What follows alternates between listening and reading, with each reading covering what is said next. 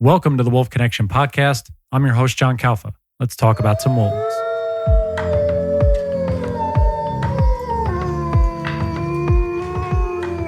Joining us for this episode, we have with us one of the avian field techs in Yellowstone National Park, Dylan Sanborn.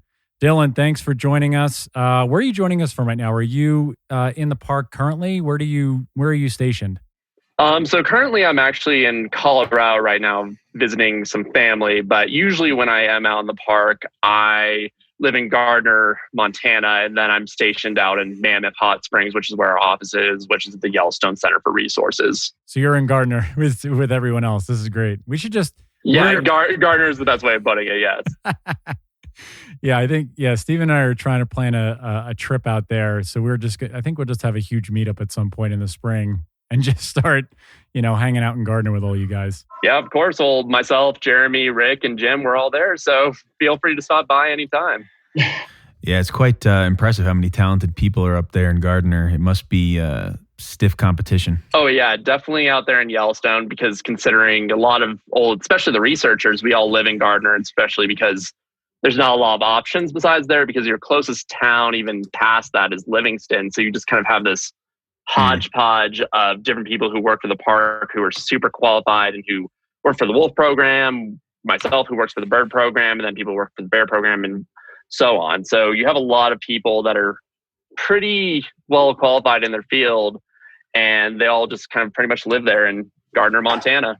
I mean, it is the hotbed, which is great. I mean, it's so awesome that you're all in one place. I would imagine it's really good because you can just share research and data with each other, and it's not as though you're stationed even in different parts of the park. You're just really in the same town and in the same entrance to the park. Yeah, definitely. It's where we're pretty much all there, and it's kind of nice because sometimes we'll even like carpool to work or other things where we're just pretty much all stationed out there in Gardner, and it makes it really easy to kind of collaborate, especially even if we have things that kind of go between, especially stuff with wolf program or bird program or vice versa, where it's just really nice to kind of have everyone, this little community that's out there, and we can kind of pretty much just all work with each other out there. And then where pretty much we just go up to Mammoth Hot Springs and then we're all there at work. So it's really nice that we kind of have this small little community that's just in this tiny town that's in the middle of Montana. That's awesome. I want to get some background on you because right now you're joining us from Colorado, which is where you grew up. So how did you get involved? Did you want to study raptors and birds of prey and things of that sort early on when you went to college at Colorado State, or how did you fall into that? It's actually kind of interesting. So I guess I'll first start with like kind of my first like real exposure to like wildlife, or specifically more of wildlife in Yellowstone. So I did a road trip out to Yellowstone in high school with one of my best friends, and when we were out there, we were able to kind of see wolves, bears, and all the other kind of touristy things that you see in the park. And that kind of inspired me to get a little more into like kind of caring about wildlife and other things like that. And even then from a young age, I was really into the outdoors and hiking and just being around animals and all of that. And then afterwards, I decided to go to Colorado State University, which is where I got my bachelor's in fish, wildlife, and conservation biology. But actually, when I originally went there, I first went for zoology, and I was actually starting to be a veterinarian, and kind of I took a few classes, decided that I just didn't like it, didn't like the aspect of kind of being like trapped in like an office of some sort or a surgical room or any of that. And then I took a class early on in college. It was a freshman class to wildlife ecology. And by happenstance, the advisor for the wildlife department actually taught that class. And the day after I took it, I went to her office. I was like, hey, I'm kind of really interested in this field. It seems really cool. Can you teach me a little bit more about it and kind of what it entails? And especially like after I graduated, what are kind of like the different jobs I could go into for it? So that day I switched my major over to wildlife biology. And as I was in college, I kind of picked up a few different positions as far as with wildlife, where I started out with the Rocky Mountain Raptor program, which is where I did rehabilitation and husbandry work for birds of prey, including hawks, eagles, owls, falcons, for about 2 years while I was in college. And then also I did an internship with the Student Conservation Association in Minnesota, where I was doing kind of a whole mix of work, where pretty much my boss out there, they made me do things from veg surveys to GIS work to banding pelicans, great blue herons, egrets, doing fish surveys, just a bunch of different things. And it was kind of a thing I was able to use to really kind of broaden my resume.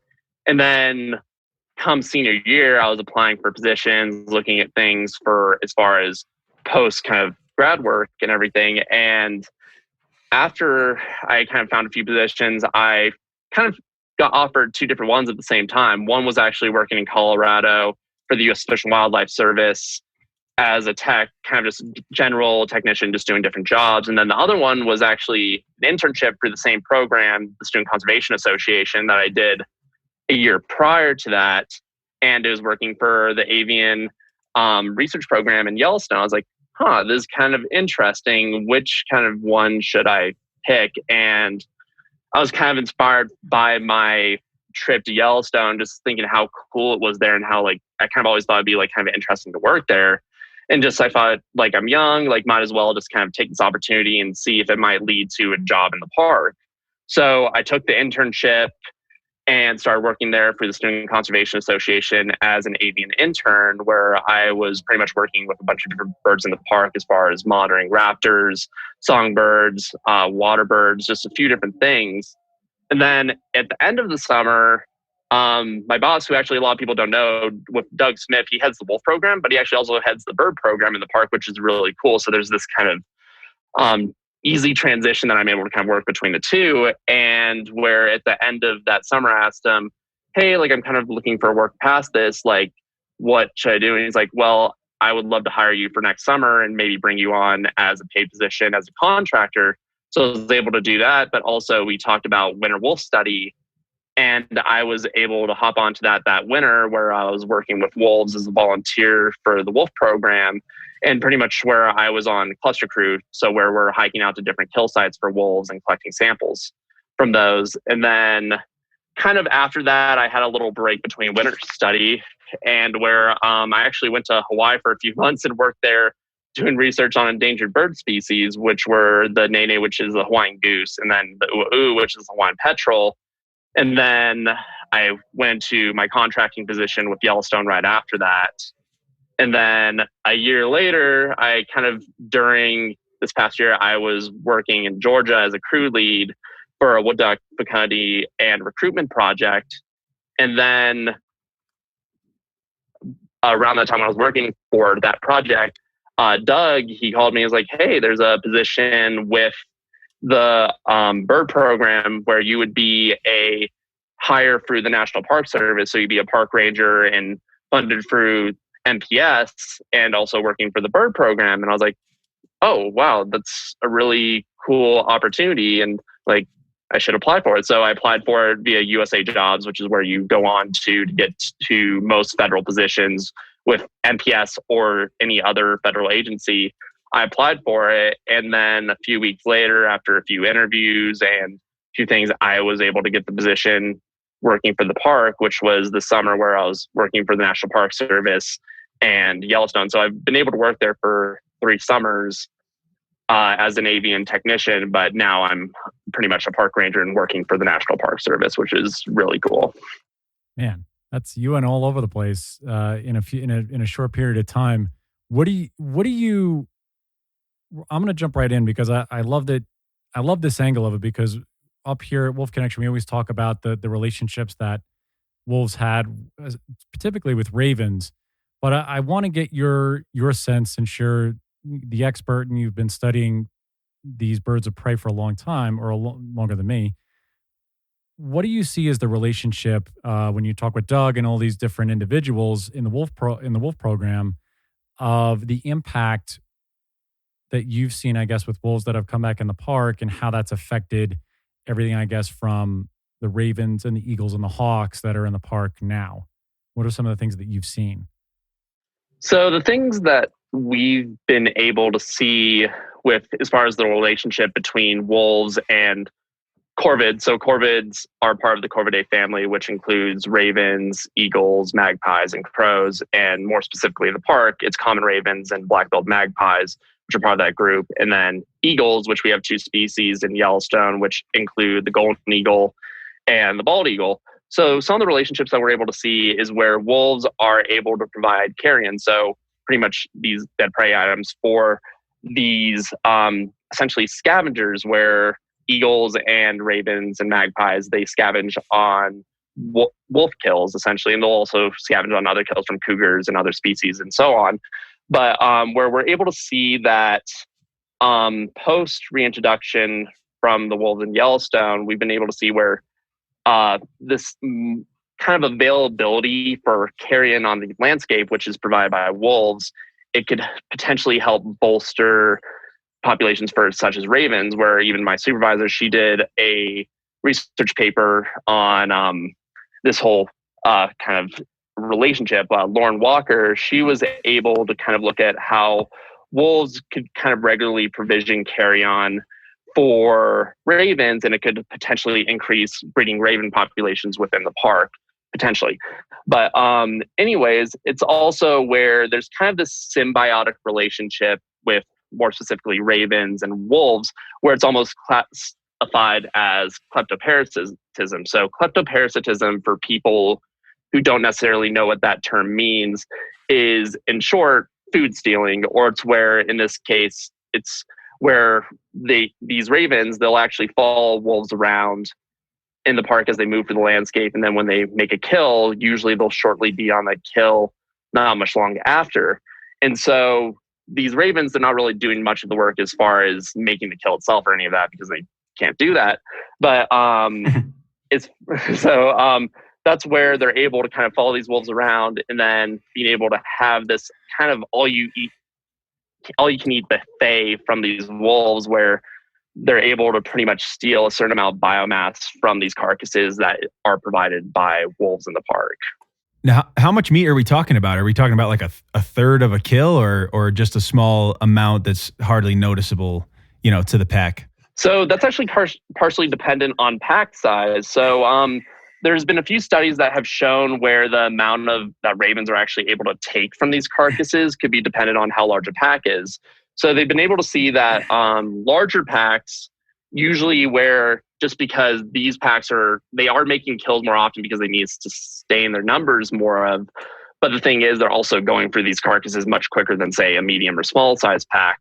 So then, where they don't really get a whole lot of biomass from it overall.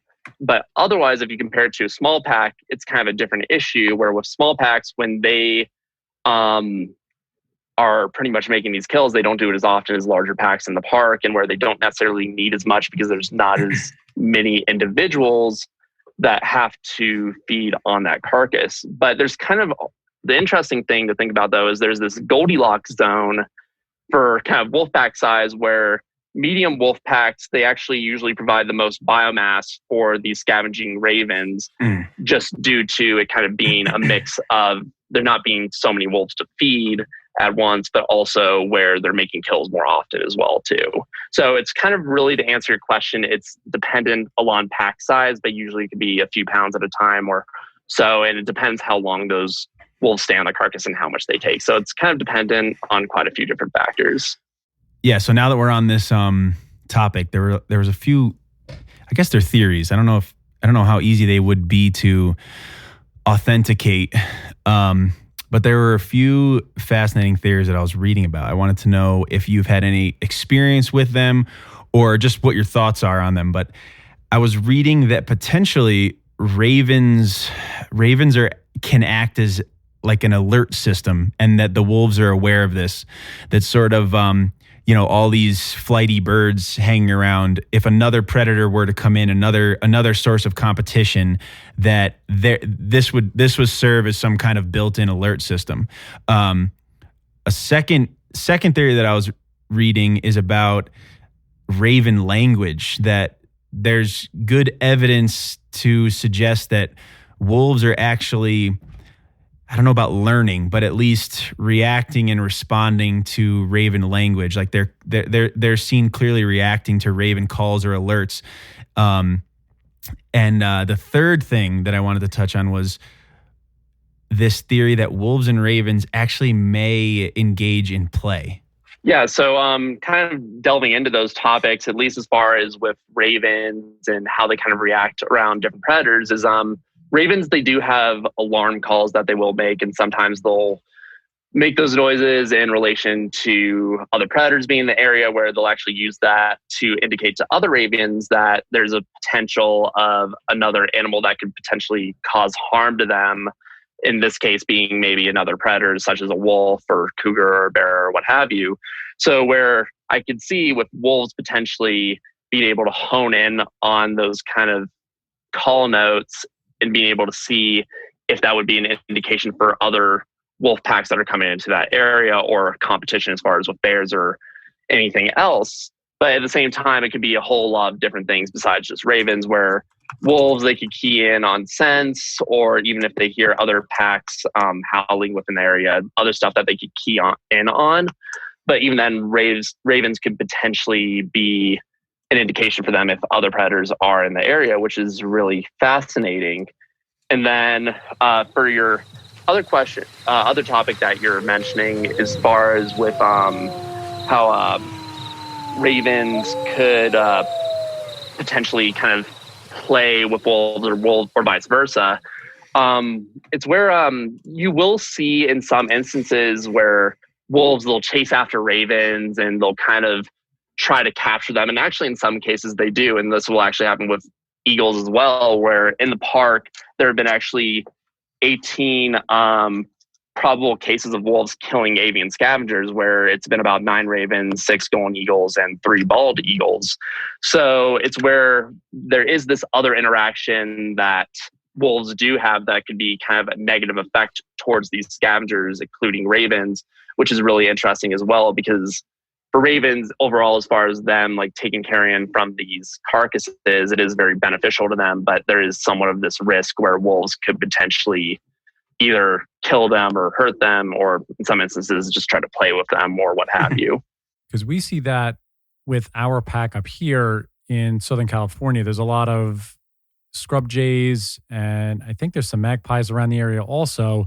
We've actually had to adjust some of our feeding for a couple of our wolves that don't necessarily come down and eat right away. And what we've been seeing is that we would place the bowls in, and they're so opportunistic that they're probably taking up to a quarter pound of meat right out of that. Is that something that's sort of a cascade effect that you've seen along with, these smaller birds, the jays and the magpies as well, that they're feeding off of the ravens and the eagles and going to these carry-ons as well once the meat's available? Yeah, so once the meat's available, we're usually with these kills, the first scavenger that is going to be on it would be ravens. So after that, once those ravens find those areas, actually eagles and other scavengers such as magpies as well, they'll actually hone in on those calls and sometimes be able to locate those kills via that. And where there is kind of this effect from ravens, where since they kind of are this beacon for where this carcass would be, where they'll make all these calls and they make a huge ruckus and noise, that it brings in these other scavengers, in this case, eagles and magpies, where they'll hone in on these carcasses as well, which is really interesting. So as far as like being able to make a direct correlation between seeing how eagles could maybe hone in on finding these carcasses in relation to ravens, there's still a lot of work as far as like what we can study from that. But otherwise, yeah, you could see somewhat of a relationship between how eagles react to finding these carcasses in relation to ravens already being on it prior, usually just because of them being most of the time the first scavengers that will be on those. So are ravens the only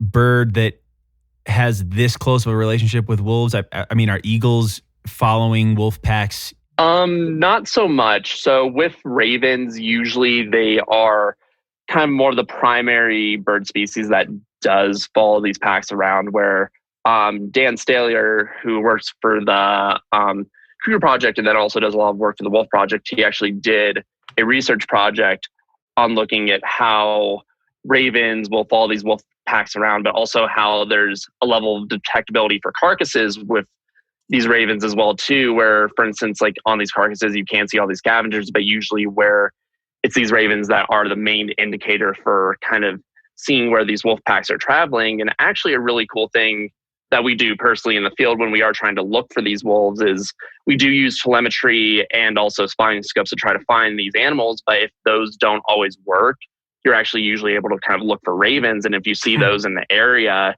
you could actually use that as a detection method for finding these packs or even carcasses if you see plenty of ravens in one area where they're scavenging per se. So when you're, so go through some of your duties also, because I feel like you have this unique relationship where you can go back and forth between the Wolf Project and your avian field technician when you're studying these birds. So go into some of the things that you are sort of tasked with either on a daily basis or even throughout a season, and the data that you're collecting with both of these species. Yeah, of course. So I guess I'll start with the avian program. So with working with them, we kind of have a few different surveys that we mostly focus on and species that we work with. So we primarily work with mostly songbirds, raptors, and water birds. So for songbirds, we do a thing called point counts. So point counts, for people who don't necessarily know what those are, it's where you go to a point along a predetermined transect and you essentially try to look for birds either via visual ID, so where you're trying to listen for calls and songs and identify them that way, or even through just being able to see them as well. And then also for raptor surveys, for those where we're mostly focusing on 4 species, which include peregrine falcons, golden eagles, bald eagles, and osprey. And for those, we're mostly doing nest surveys and then also doing some productivity surveys as well. So, and then lastly, for water birds, we mostly focus on 2 species, which include the trumpeter swan and the common loon, which can both be found in Yellowstone National Park. So as far as daily duties goes, it includes mostly kind of working on those different surveys, and where it also includes a lot of hiking to get to a few of our sites. Like I think this past summer, after looking at how many miles we hiked, it was about 600 for a season from May to September. So quite a bit of movement through the park, essentially. Wow. So it's a lot of kind of hard work, essentially, to be able to track these birds down and being able to research them. And then as kind of more of transitioning into wolf work, the focus of that is mostly where I've been working on winter wolf studies. So that's a 30-day monitoring period where it's intensive monitoring, where for observation crew, it's where we're out there from sun up to sundown, watching these wolves, looking for different behaviors, for prey use, and a few other different factors. And then also I kind of do transition into cluster crew as well a little bit. And that crew is where we're actually physically going out to predation sites where we are taking a few different samples. And that includes the I1 incisor, the metatarsus, a bone marrow sample. And we collect those and then we bring them back to the office so they can be analyzed later on. And then lastly, going into kind of more of my duties, I guess, as a park ranger working for the National Park Service, it's where my position is not law enforcement or interp. It's more where I'm just hired for the Park Service, but I still wear like the whole like ranger garb and all of that stuff and everything. And with that position, it's mostly still where like we do have somewhat of a level of authority in the park, where if we do see people who are like doing things that they're not supposed to be doing, like such as like trying to pet a bison or something crazy like that, like we kind of are able to like hopefully kind of divert that and hopefully make it where they won't do that. And potentially, if it is something that we are worried about, we will call an LE ranger in to take care of that. But also where if there's other things as far as like medical emergencies or things like that in the park, if we are available in the area, we'll sometimes help out with that if we are qualified. As far as like myself, where I have my wilderness first responder certification, so I've gone out on a few things where we've had to help either like injured hikers or even lost hikers, other things like that, and so on. So it's kind of just a whole mix of different things between like these kind of, I guess, 2-3 positions I'm kind of working at, where I kind of transition between the 3. Do you like that because you feel like you have such a big amount of freedom because you can flow in between all these different positions? Do you find that to be, how do you find that as you're in the park? Is that what you envisioned, sort of this journey for yourself, that you could do multiple things at once and not be sort of locked down into one specific avenue?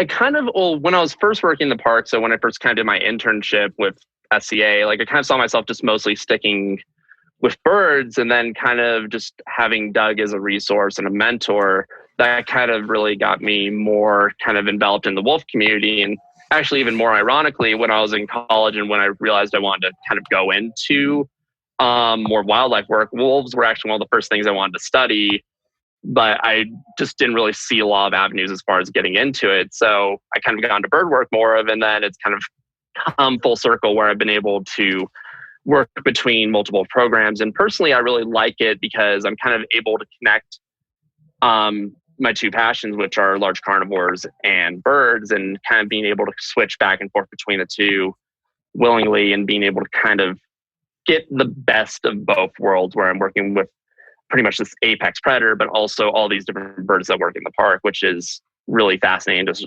I think, a really cool opportunity to be able to kind of hybridize between the two things. Yeah, that's got to be great because it's such a synergetic, like you said, a symbiotic relationship between really these birds and this apex predator.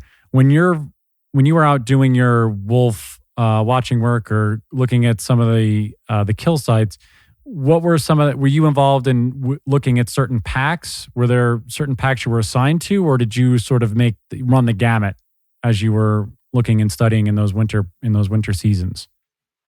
So at least for this most recent winter study, like mostly what I've focused on as far as different packs, it would be the Junction Butte pack, which is a pack that is in the northern range of Yellowstone. They're mostly in the Lamar Valley, and that pack has, at least as of when I did winter study, they had about 34 wolves in that pack, which is insane. But also, whereas mostly me and one of the other techs, Maddie Jackson, who works for the Wolf Project as well, her and I actually did this kind of thing where we would switch between doing that type of work and where we're doing observations, but also doing cluster crew. So I've been able to kind of, again, like even hybridize more as far as within the Wolf program itself, as far as hopping between observation crew and cluster crew and kind of doing these two different jobs. So when you're doing this work with, I want to touch back on ravens again.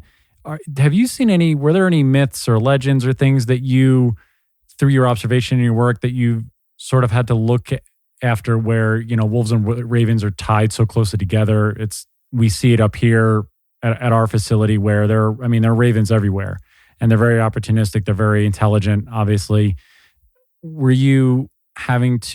there anything you had to dispel to any of the public or anything that, through your education that you found there was some truth to some of these myths and legends that wolves and ravens were tied together? Yeah, as far as that goes, it's kind of interesting where wolves and ravens, they do have this kind of connectiveness where, at least from an ecological standpoint, where in Yellowstone you have it where these ravens are pretty much scavenging on these wolf carcasses. But even then, in a lot of folklore or myths, there's this kind of also this more cultural relationship between the two where you could kind of see this relationship between wolves and ravens and how they interacted, more of kind of a stance that's more related to kind of cultural folklore versus something that's more of ecological. And I've been able to kind of see that there is this relationship about how like some of that stuff might be kind of true as far as like why people see this relationship, because in Yellowstone, it's where we could see pretty much where ravens and other corvids are highly associated with these wolf packs and following them around in order to scavenge on carcasses that they've acquired. So there is kind of this bridge between the two, and where there is some validity in kind of more of that like folklore side of things, but also there's probably a few myths out there that might be worth dispelling that I wouldn't be as familiar with. Now, are ravens following other predators in the same fashion, like fox, coyote, or is it just that wolf packs are taking down much bigger game, so it's worth the effort? It's more worth the effort for following wolf packs because, one, usually wolves are taking down kind of more substantial prey items compared to, say, like a coyote or a fox. Like a fox or a coyote is not going to take down an elk or a bison or anything of that matter. So where there's kind of this higher association with wolf packs because there is more available carry-on for them to feed on versus if they're able to do something with wolves versus foxes or coyotes. And even so, coyotes are more of a scavenger rather than more of a hunter. So that's again where you might have ravens and coyotes on the same carcass, but not so much more of the same relationship that they would have with wolves versus where they're actually actively following them around in order to pretty much acquire biomass from these carcasses that these wolves are acquiring. Are you able to, in your studies, track a particular murder of crows or even individual ravens and such, where they stick with a certain pack in a certain area because they know that there's certain kills that'll be laying there, a certain carrion that's going to be readily available? Or do you notice that ravens sort of cherry pick and go around to different packs? It can kind of be more of where they could potentially more of cherry pick, because the thing is with ravens, they're opportunistic, just like wolves, where if there's an opportunity that presents itself, they're going to scavenge. So if, say, one pack makes a kill and another one does, they're not necessarily going to be just loyal to one pack. They're really going to more of try to get whatever's available, essentially. And with ravens, it's just where they will pretty much try to be more opportunistic as far as what they're trying to find, as far as being able to acquire a carrion from these carcasses, where if there is a wolf pack that is making probably a substantial amount of kills, they might more readily follow that around, where there might be more flocks being able to track those wolves as they move through the park. But even then, on a carcass where you could have multiple flocks on just one carcass, where usually the amount of ravens on a single site could pretty much range anywhere between a few dozen to over 100. So where you have quite a few of these birds that are just on one carcass site. So that's where it's more of kind of how that these this kind of wolf raven relationship, where it's kind of ravens are more of just kind of being opportunistic in what they're trying to acquire rather than just being more of loyal just to one pack. Exactly. And even then, as far as tracking ravens in the park, there is a project that is going on where they are banding ravens and putting telemetry equipment on them to be able to track them as they move through the park, and being able to see what their home ranges are and seeing what their territories are throughout the park as well. And then also where some of these ravens could potentially go onto these carcasses and acquire biomass from them. And potentially that's where we could use that as a data point to be able to see what ravens exactly are using what carcasses and following what packs. So are you finding any of the same information?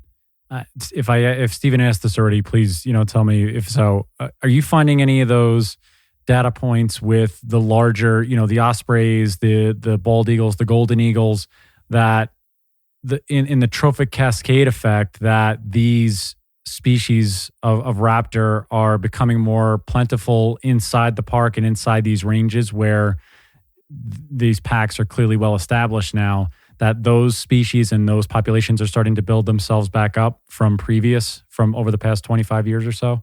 Yeah. So we're talking about more of like eagles and ravens, where these pretty much kill sites could potentially provide more carrion for them and hopefully boost their populations throughout the park. So where with like golden eagles, we can actually kind of see that there's this relationship where carrion does subsidize kind of an important part of like their diet, where they're able to acquire quite a bit of food from these carcasses. And where prior to the wolf reintroduction in 1995, the main source of carrion for ravens and other corvids and eagles was pretty much from winter kills. So kills that were, or pretty much deaths that were from the winter, where either elk or bison or other prey items, they died from either disease, injuries from harsh winters, and so on. So where that was their main source of being able to acquire food, versus after 1995, that more became a secondary mode of being able to acquire carrion. And then with wolves, it kind of became more of the primary mode of them being able to acquire food from these carcasses. So there is kind of somewhat this relationship between how these scavengers and wolves relate to each other as far as these carcass sites, and being able to potentially kind of in a way bolster these populations through time, where as these wolves provide more available food on the landscape, it can potentially add to the overall population health of those different species, including ravens, magpies, and eagles. So when you're studying these, so what are some, just basic rundown, what are some of the things that you're looking for with these raptors and these avians? What sort of data points are you collecting when you do your work? So it really depends what kind of program I'm working for. So if I'm working for the wolf program, mostly when it comes to avian scavengers, it's where we're mostly looking at like which individuals are using these carcasses and then recording the amount that are on it. And then we look at that at the time of the kill and what's kind of our high count for how many of those individuals are on a carcass. And then also when we do hike out to these sites, we try to see if any of those avian scavengers are still potentially there, where like if you see a magpie or a raven fly off the carcass, you record that.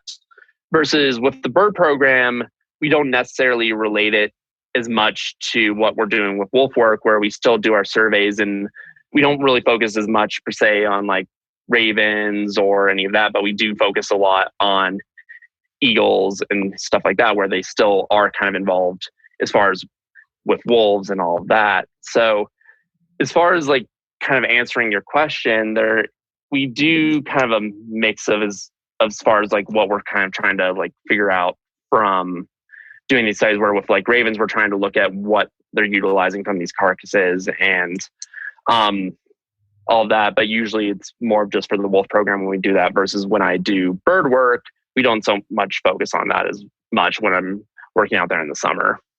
I want to ask this question because we've had a real great mixture of guests on the podcast, ranging in all different ages and things of that sort.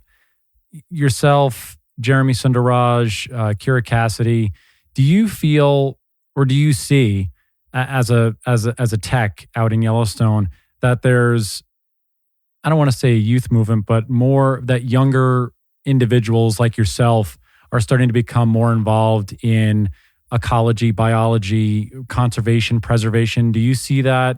Is there any sort of a groundswell or more individuals that you see going into these natural studies and wanting to protect these species that, particularly in Yellowstone, but they have this opportunity that they want to go into this field?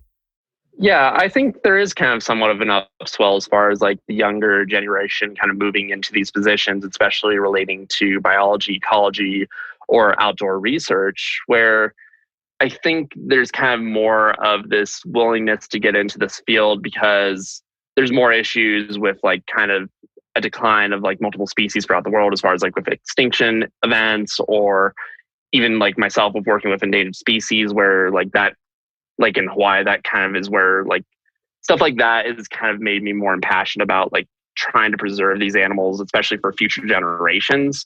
And where I think a lot of people, especially my age or younger, or anyone who's even in college, where they are really wanting to kind of make a difference in the wildlife field and hopefully trying to save different species from extinction, or trying to research species so we could discover more about them, especially even just relating to wolves or birds or anything that's outside of those realms, where pretty much I think the younger generation, where we're going to be the next people that are going to be in these more of management positions, or where we're going to have more of a say in like how we manage and work with wildlife.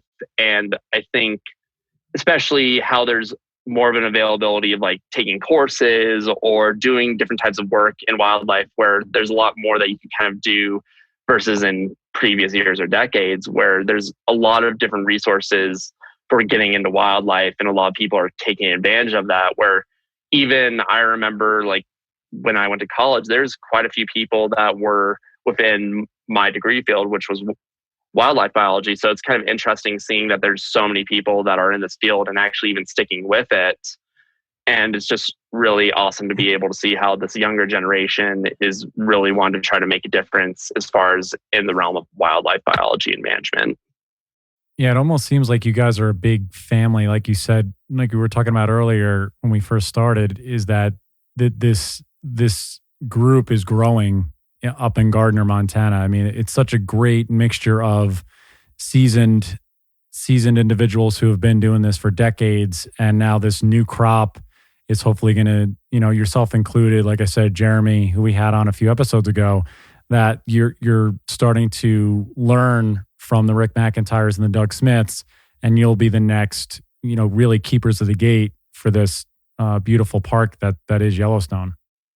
Yeah, exactly. And it's where just in Gardner, we do have this growing community of young individuals who are wanting to get more involved in wildlife biology. And you have people like Jeremy or Kira, or pretty much these people who are going to be the next set of, as you said, Doug Smiths, Rick McIntyres, and so on, where really like having this community there where we're able to all work with each other, but also being able to kind of move towards the same goals is just really, really awesome, for lack of better words. But we're all able to kind of work towards this same type of thing, and hopefully, like, by being able to do that, it's able to help conservation efforts in the park and elsewhere, where you just have these young individuals kind of setting up this community, being able to help with wildlife management and research, but also where there's other pockets throughout the U.S. where you do have these communities that are wanting to kind of do more as far as wildlife research, or you have these other people who are in the same field working towards the same common goal. Absolutely. I want to touch on this because you're a Colorado kid through and through, and Steven is now going to be part-time in Colorado. He actually just has a place set up in Durango. So with this, I'm sure you saw the wolf proposition that was proposed just this past year in Colorado for the reintroduction of wolves. What is your initial thoughts on that moving forward as a Colorado kid? I definitely find it interesting topic. It's definitely partially controversial and multifaceted, where the reintroduction of wolves in Colorado definitely kind of plays a big part in my life personally, just because being a Coloradoan, where I grew up there, and then kind of seeing that this top predator that was once extirpated from the state is potentially coming back via reintroduction. And it kind of makes me think of quite a few different things, where how these wolves are going to affect different people that are within the state itself. So when it comes to wolf reintroduction, you have quite a few different stakeholders in that whole issue, where you have people that are on one side that are more of, say, environmentalists, conservationists who really do support it. But also you have people that are more on the other side of the issue, where they're either worried or don't really support the reintroduction of wolves. And it's more because of either kind of just beliefs that they already have as far as like what wolves can do in the state, as far as like, especially with ranchers, where they can play a huge effect in potentially predating upon cattle, and that could be somewhat of a monetary loss for ranchers or cattle owners in the state of Colorado. But also another issue that does potentially come up is when you compare Colorado to Wyoming or even Yellowstone per se, it's definitely a more urbanized environment. So you have to think about how the reintroduction of wolves might be more of an issue, just because there's going to be more of human wildlife conflict, and this could be partially impactful to both wolves and humans as well, where there's going to be more run-ins between people and wolves, and where there could actually even be a potential for habituation as well, where wolves might be more used to people, and that's something that we don't want, especially when relating it back into the park, which is something that we avoid out there.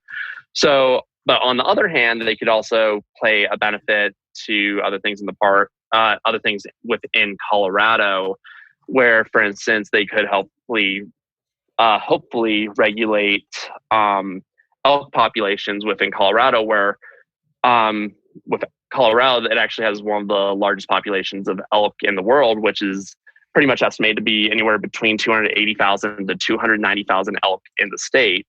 So there's quite a big potential for this available resource that's going to be there for those wolves to be able to prey upon.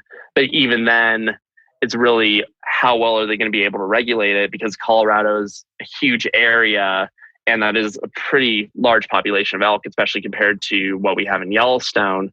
So it's definitely going to be kind of an interesting subject. to more of kind of focus on as time progresses and as they actually do the reintroduction and wherever that might be within Colorado. But really the things that would be most important to keep in mind is how are we going to manage these wolves once they're reintroduced into the Colorado? What's going to be the most effective way of managing them? And then also is what we're doing more science-based rather than being based in some other field as far as like either emotions or what other people are wanting instead of what's being best for the wolves themselves, but also for people who might be affected by the reintroduction of wolves within Colorado.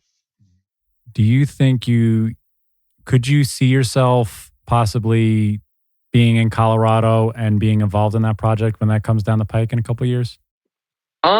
Potentially. Like it's definitely another job avenue where if I do decide to kind of more of stick to wolves, like that would be a potential thing that I could start working with, where I'd love to kind of see where the whole like thing with wolves in Colorado goes and seeing kind of what happens with that. I'd love to be involved in that. But as of for now, that's still a few years from right now. So hopefully, yeah, maybe I'll be involved in one facet or another, but only time will tell with that. Right. Absolutely.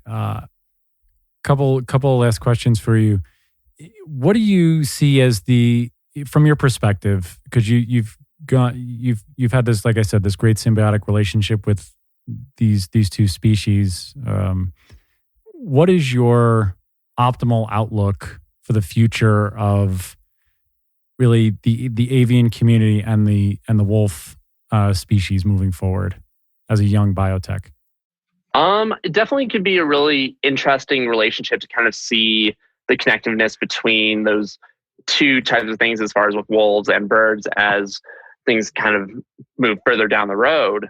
But we can maybe see where there might be a trophic cascade effect potentially, where in Yellowstone you could see that in some cases where, for instance, like a trophic cascade, for people who are not as familiar with that, it more refers to the far-reaching effect that many top predators have on their environment, which is mediated via their effects on larger herbivores and other predators, causing a cascade or chain reaction of effects down for the trophic levels of an ecosystem. So as far as kind of bringing it back towards bird communities, that's where in specifically willow habitats, where we can kind of see that there is this potential relationship between how wolves, when they affect elk populations and either cause their decline or also cause them to move more for the park instead of being more sedentary because they're at risk of being predated upon, we could see that these willow communities essentially do better in some cases with less herbivory that's happening to them. And that in turn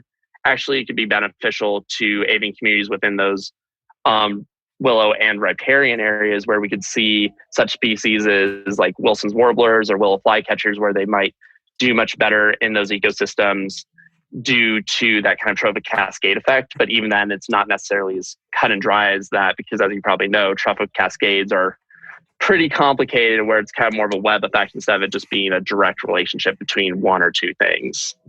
Yeah, we spoke to Nathan Varley our last episode, and it's such a large dynamic and, like you said, a massive web of things that affect each other, and it's so complex how everything works together, really from the sky all the way down to the ground, right? Yeah, exactly. Where each of these things kind of are connected to each other, and really it's figuring out like which piece fits into which and which one affects the other. And in this case, like where we could see kind of there is this relationship between wolves and elk, and where that's a little bit easier to observe. But as far as like seeing how elk with them pretty much browsing less on these willow communities, if that's more of where that's really them actually not browsing as much and these willow communities are doing better due to that, or if it's other variables as such as even just like climate change or beavers being in those areas where that does help those willow communities and thus avian communities as well. So it's really trying to figure out which kind of piece of the puzzle fits to the other one, figuring out which one's more of a causation for another kind of part in that whole like trophic cascade effect. Absolutely. My last question for you, Dylan, it's the one we ask everybody, is when you hear the word wolf, what are some things that come to your mind? So when I think about wolf, the word wolf or wolves, I kind of, just because of my background and a few other things, I kind of always think of this sense of connectiveness. And when I mean connectiveness, I mean it from kind of two different standpoints. One being more ecological and one being more of kind of anthropocentric, where the ecological side of things is where, as I talked about earlier, how wolves kind of have this relationship with different types of birds, more specifically ravens or other scavengers such as eagles, but even songbird communities, and kind of an indirect effect. But also, as far as more from the anthropocentric side of things, where they do have a connection to people, where wolves, when you kind of think about like wilderness or what's the true kind of last wild thing, the first thing that comes to mind is usually a wolf. And in this case, because of that, I think a lot of people are really invested in wolves because they think it's kind of this last true sense of real kind of wilderness or untouched wildlife, which in the sense of wolves, it's not really that cut and dry. But anyways, we're also like wolves, so many people are invested in it, in them and just their ecology and biology, that you have all these people that want to learn more about them, want to watch them, want to study them, and so on. Where in Yellowstone, for instance, you even see all these different people from different walks of life, different communities all throughout the US or even elsewhere, where you kind of see that wolves, and one way or another, kind of bring them together in order where they're able to watch these animals and kind of all have this kind of connection with them in one way or another, where really people are able to kind of come together over just this one species and really enjoy it for what it is in Yellowstone National Park or even elsewhere. And I think that's just really cool, where this one species just brings such a high level of connectedness between people, but also as far as in an ecological sense, they also kind of have that sense of connectiveness as well. So I think that's just really fascinating, kind of looking at those two things. And that's kind of what I think about when I kind of hear the term wolf or what it means to me personally. Well, lastly, I just want to say, man, this was such a cool approach in addition to this whole wolf conversation. So I'm super appreciative of your unique set of knowledge. But on a lighter note, I need to know the story behind that picture on your Instagram of you and a giant goose. Oh, yeah. That is actually, I'll correct you on that. It's a trumpeter swan. Okay. So trumpeter swans, they're native to Yellowstone and also the greater Yellowstone ecosystem. And they're actually the largest species of native waterfowl in the U.S. So they are these huge birds with a 6 to 8 foot wingspan.